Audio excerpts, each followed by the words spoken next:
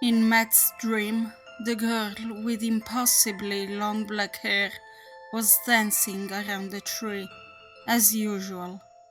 Almost every night, the mysterious, beautiful young woman would flutter and spin under the moonlight in an ethereal purple dress that looked light as air, her bare feet gently caressing the ground where the roots dove into the soil, her eyes closed in an expression of peaceful abandonment, lost in her music without melody, dancing and twirling, her hair following, never touching the ground, as if they too, as the dress, were being lifted by some magical breeze emanating from the earth. But something wasn't right. Something that always seemed to be just outside of Matt's grasp. Something that seemed so obvious it was impossible to be missed. And yet, after years, no, decades of the same repeating dream, Matt was still waiting for it to snap, to hear a crack that would shatter the smooth facade and reveal a deeper picture painted under it, a sort of secondary layer hidden by that mystique smoke and mirrors. He had tried many times to ask his parents about the dream when he was just a child and then as a teenager, but over his short life he had never gotten more than a few words out of it. It was just a dream. It's common to have recurring dreams. That weird feeling was simply a projection of his own fears or insecurities, nothing more. The first time he'd relied the dream on his parents, the frustration of having it brushed away hastily had him insisting, but upon seeing the anger on his father's face, that type of quiet, somber chagrin that was way scarier than if he screamed at him, he knew at what point to let go of the subject, although he would still mention it from time to time in hope of getting a different reaction. Even though he never did, and he never received any other explanation, that didn't mean that he stopped the internal debate about it. All sorts of theories were touched upon, changing as he grew older. When he was still a child, he stubbornly believed the woman to be a lonely spirit that would visit his dreams, seeking company, or maybe trying to deliver a long buried message, or maybe an evil witch that had placed a curse on him and came in his oniric world to torment him, and the only way to make her stop was to find something, a potion, a sacred item that would protect him during the night. When he became a teenager and his interests started including girls and thoughts of relationships, he entertained the idea of the beautiful girl to be a premonition of his soulmate, his future wife that he had yet to meet, and what she would look like on their wedding day, perhaps. Around 16 years of age, Matt started noticing that not only his parents would seem annoyed and angry at his mentions of the dream, but would also forcibly change the subject by any means necessary. Had it always been like this and he was only realizing it now, or had something changed?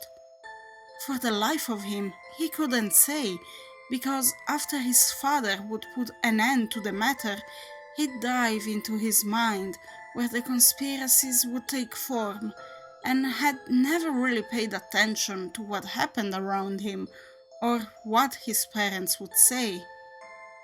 He talked about it less and less, and eventually stopped altogether, and wondered if his parents maybe thought that he no longer dreamt of that girl dancing around the tree, But the truth was, at least 3 or 4 times a week, she would invade his mind, bathing in the lunar light, twirling in her light dress, smiling. When he moved for college, she came along, and if possible, the dream increased. But no matter what, after all that time, Matt still tried to grasp the uneven element when he was waking up, to finally place the piece of the puzzle that was tilted, the one that would have opened his eyes to what was locked in his mind, and he was sure of this, give the dream a meaning. He even took a class about the psychology of dreams, hoping to be able to interpret more, but most of it was purely scientific, and when he talked to his teacher about it, he quickly dismissed it, almost like his parents did, saying it could be a memory of something he saw as an infant, or completely meaningless, and stating that he had thought how humans still know close to nothing about how dreams work or why. Just the brain's junk drawer, he called it, before running off, late for his next class. The first real discovery Matt encountered came when he was 22 and back home in Connecticut for the winter holidays. He went up in the attic to bring down boxes so that his mother could inspect them, separate everything into piles labeled to keep, donate, and throw away, and then form new boxes with the to keep items and send him back up to store them. Although he was still young, both his parents were in their mid-60s, and the attic ladder took too much of a toll on his mother's knees, and his father's back would give up under boxes, even the ones that didn't seem that heavy. So Matt had happily offered to help. It was while taking down a rather heavy box with no label from a tall pile that a picture came fluttering out and landed at his feet, as if fate brought it there. He only took a glance at it, but immediately almost let the box go, for what was staring back at him was her, the girl from his dream. With shaky hands, he carefully put the box on the ground next to his feet and lifted the square. It was an old Polaroid picture, and in it was the girl with the long black hair, albeit not as long as the fictional version of her. But what caught his eye even more was what she was holding. It was a baby, wrapped in a yellow blanket, asleep in her arms. The girl was smiling, but it was as if clouds obscured her face. A lingering sadness, or maybe rage, came to light from underneath her mask. Matt almost dropped it, his fingers still shaking, and looked on the back. In a girly handwriting, it stated, Alice and Matt, September 1997. Matt was born on the 1st of March, so he would have indeed been 6 months old at that moment. But Alice? Who was she? He was sure he had never heard of her. She looked nothing like his cousins.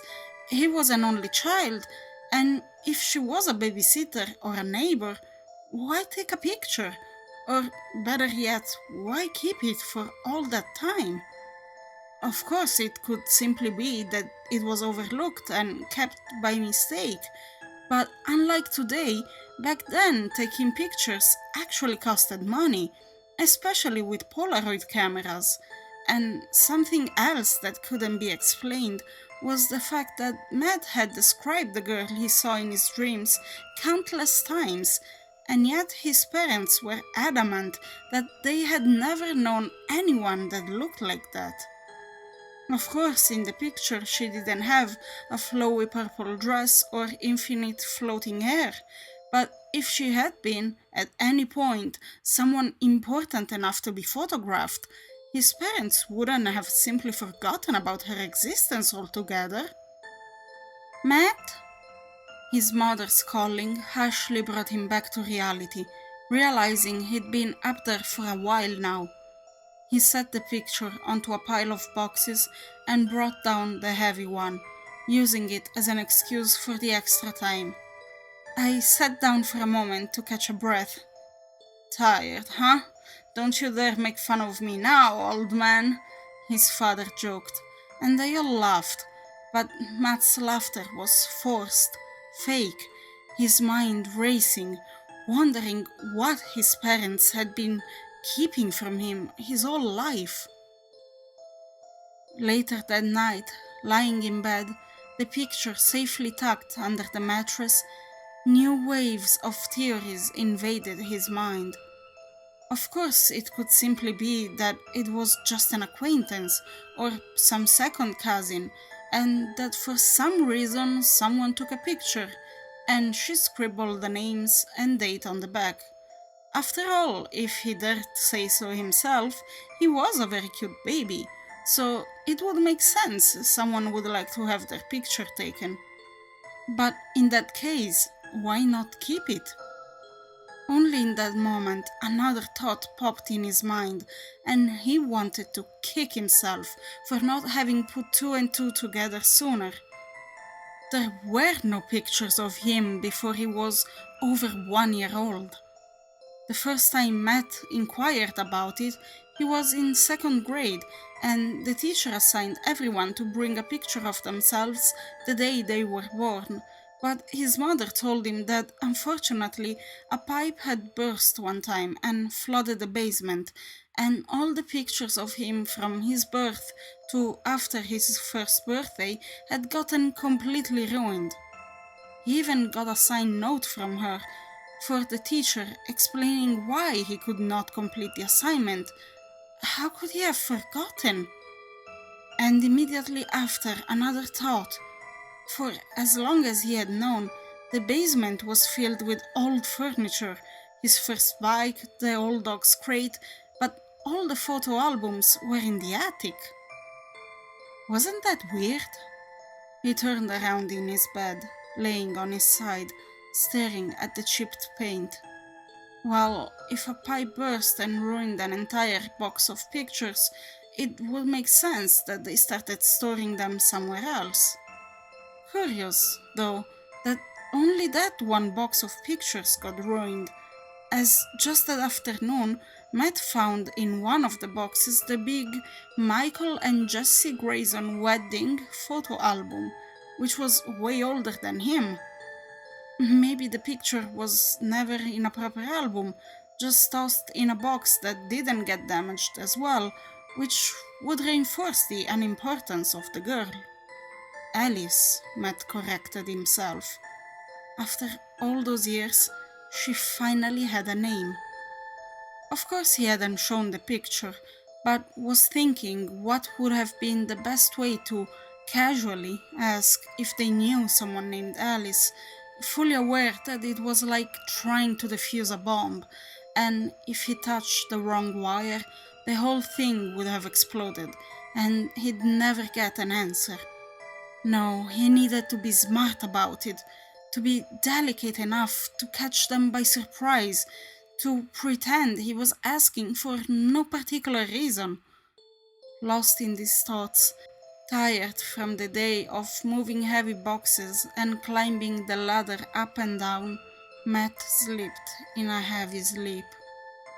The girl, Alice, came dancing in his dreams once again, but for the first time something was different.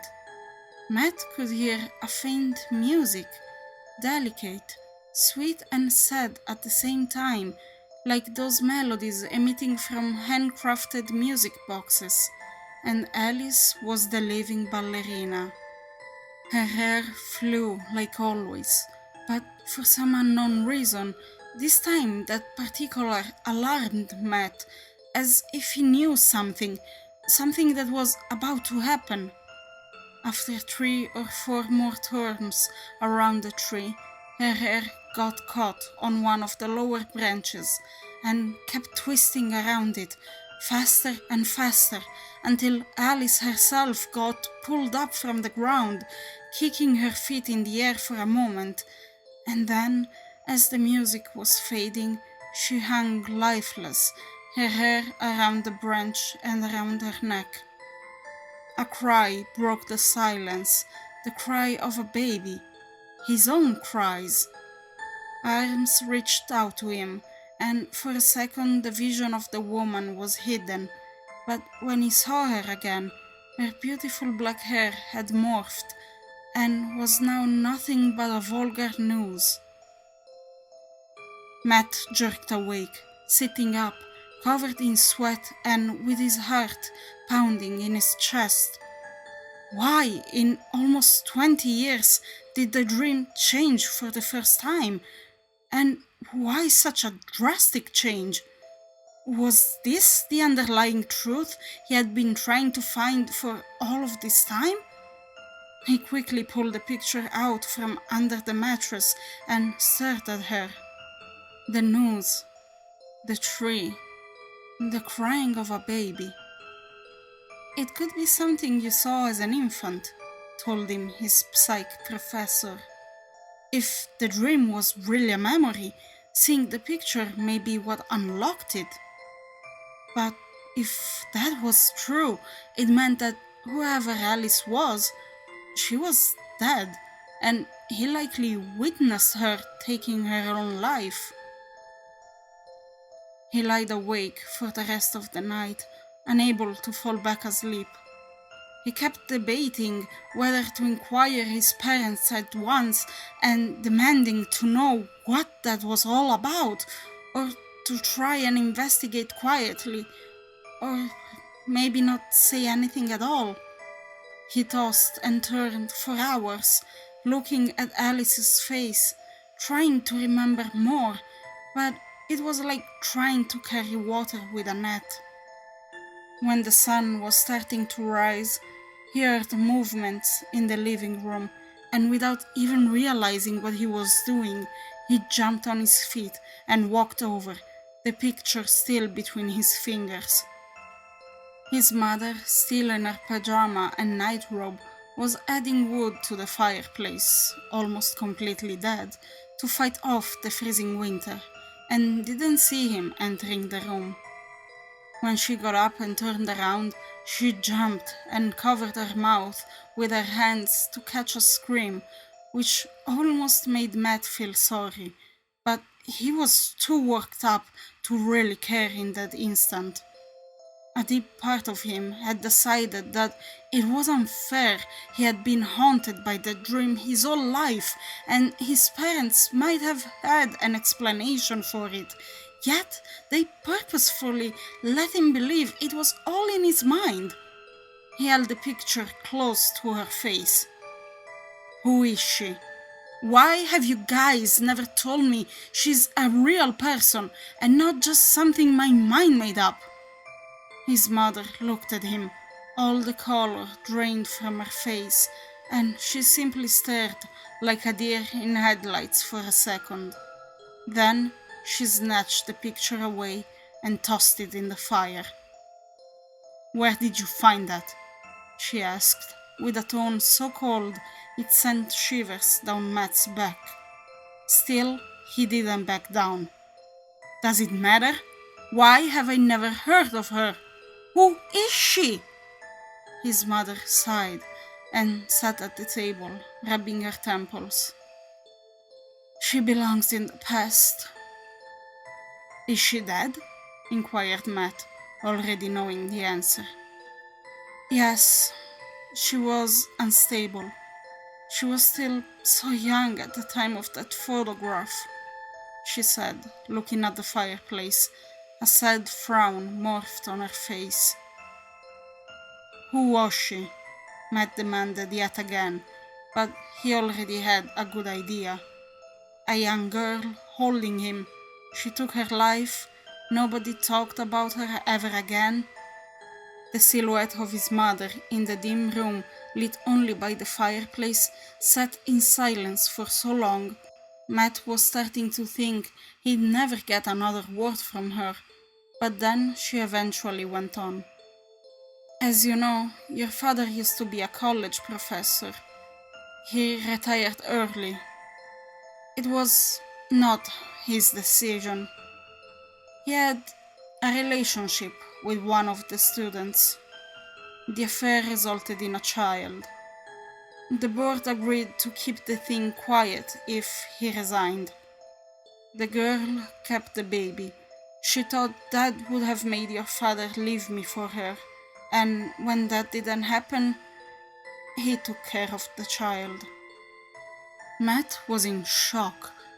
His father rarely talked about his teaching days, and his parents always looked like the happiest couple in the world. And instead, he had had an affair that resulted in a child? Did that mean, please never mention this again, and don't say a word to your father. We've tried hard to forget for all this time. His mother interrupted his thoughts and walked back upstairs. A faint sob erupted as she started climbing the stairs. Snatching out of the trance-like status he was in, Matt looked at the fireplace. The picture was now only ashes. Nothing was left. He once had a sister, a half-sister. What caused her to end her own life? It would now make sense why his parents destroyed every picture of his first year of life, to delete any trace of Alice. A sad rage came over him. Just because she was the product of an affair, it wasn't fair that they pretended she never existed, that they burned all her pictures and never even told him about her. He knew they wouldn't tell him more, but he could have gotten information on his own. He went back in his room and quickly got dressed, went to his car, and drove the 5-minute way to the local library. Luckily, they opened early. He still remembered where the old archives were, from all the schoolworks he had to do in the pre-Wi-Fi era, and, as expected, he was the only patron. At first, he scanned the newspaper of the era, from September 1997 to June 1998, when pictures of him existed and, thus far, Alice clearly did not anymore. Nothing. He could have tried looking for news at the time of the affair, but he didn't know how old his sister was when she passed away. He then pulled up the birth and death certificates, hoping he could find hers, and thus her birthday. Alice Grayson, he typed, feeling weird about associating his own last name with an unfamiliar first name. For an entire minute, the old engine quietly purred like an aged house cat. Then the results started appearing. With frustration, Matt saw there was no Alice Grayson. The results were just mixed stuff that only contained either one name or the other. Until his eye got caught by one single document containing both, but not as he expected. It was, in fact, his own birth certificate. Matthew Colin Grayson, date of birth, 1st March 1997. Father, Michael Justin Grayson. Mother, Alice Mary Giovagnini.